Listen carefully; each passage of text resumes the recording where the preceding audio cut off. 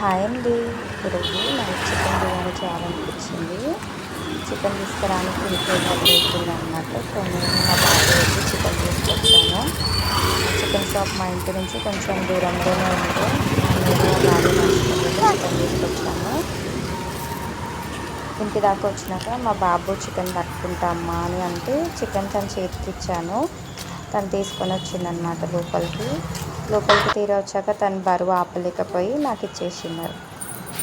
బాబుని లోపల తీసుకొచ్చి చికెన్ బాగా వాష్ చేశాను.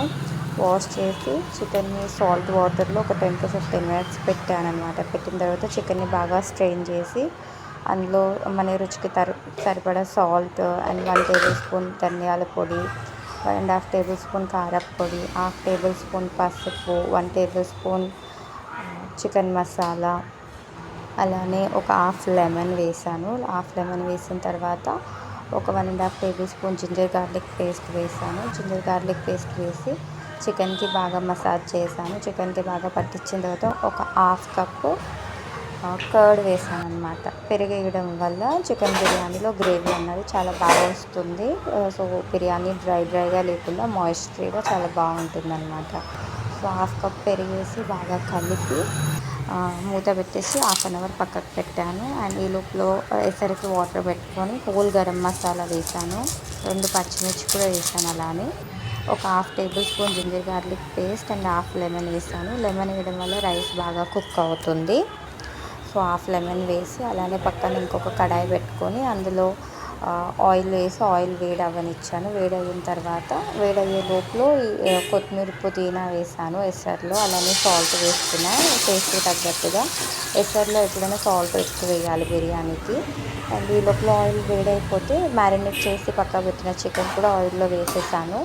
వేసి సిమ్లో బాగా ఉడకనిచ్చాను అనమాట.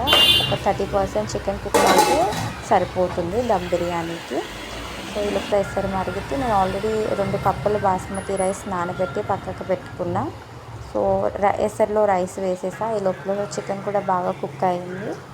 రైస్ ఎసర్లోకి వెళ్ళి సపరేట్ చేసి చికెన్ మీద లేయర్ లాగా వేసి దమ్కి పెట్టేసా. కొంచెం కొత్తిమీర అండ్ పైనుంచి ఇంకొంచెం నెయ్యి యాడ్ చేశాను. నెయ్యి వేసి ఎసరికి దమ్కి పెట్టేశాను. ఎసరు వాటర్ కొంచెం యాడ్ చేశాను రైస్ ఇంకా బాగా కుక్ అవ్వడానికి. ఇంకొంచెం బరువు పెట్టేసి బిర్యానీ మీద షింక్లో కొన్ని గిన్నెలు ఉంటే ఈ లోపల క్లీన్ చేసేసాను. ఈ లోపల బిర్యానీ అయిపోయింది. బిర్యానీ చాలా బాగా కుక్ అయింది పొడిగా. అండ్ ఎక్కువ మసాలాలు వేయలేదు.